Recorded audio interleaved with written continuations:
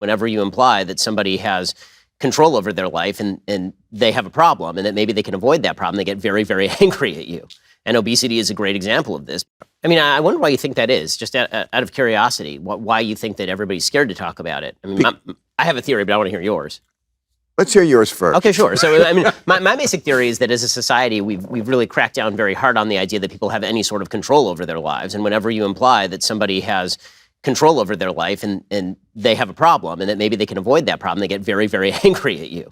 And obesity is a great example of this because the vast majority of people who are obese are people who probably should be eating less and creating caloric deficit. You silver-tongued it beautifully, Ben. I was just going to say they love to stuff their face, but it's really the same idea, isn't it?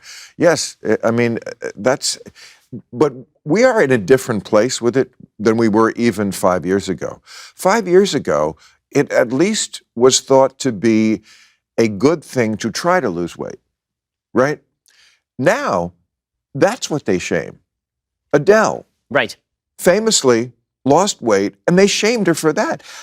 That's through the looking glass.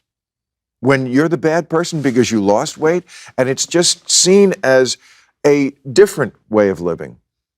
There's no judgment to it. And look, I don't believe in shaming. I'm not fat shaming. I'm fat splaining. I'm splaining that, beauty is in the eye of the beholder, absolutely. But science is not. Science is not.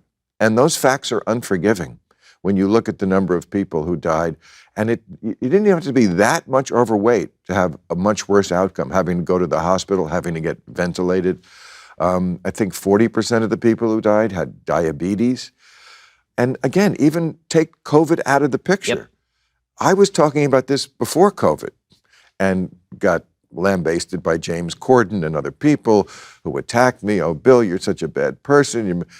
I'm not shaming people. I'm just saying we were never going to solve the healthcare crisis in this country until we get our arms around this thing. And we're not allowed to talk about it, or else you're a bad person.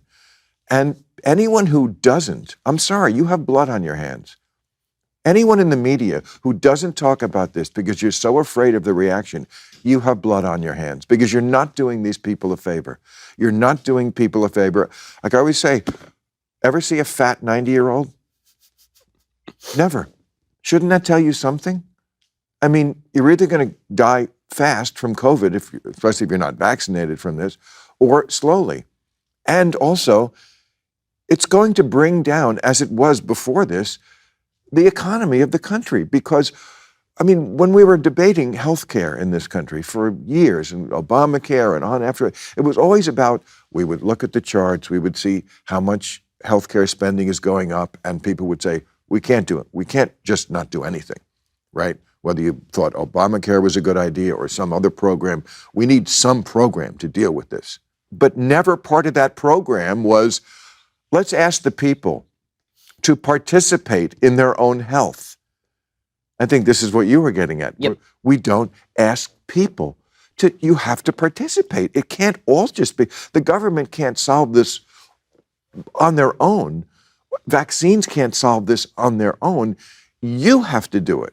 I said at one point, it's not between you and the government, it's between you and the waitress. Yeah, I mean, this is one of the areas where it's sort of fascinating. The way that we've treated in public policy vaccines with, for example, vax mandates. You must get the vax or you will lose your job. And at the same time, if I so much as say to you that you might need to lose 10 pounds, this is the great sin. Like, I don't see how you can hold both of those ideas in your head at the same time. Right, and look, we all do something. Again, not shaming. I drank too much for years.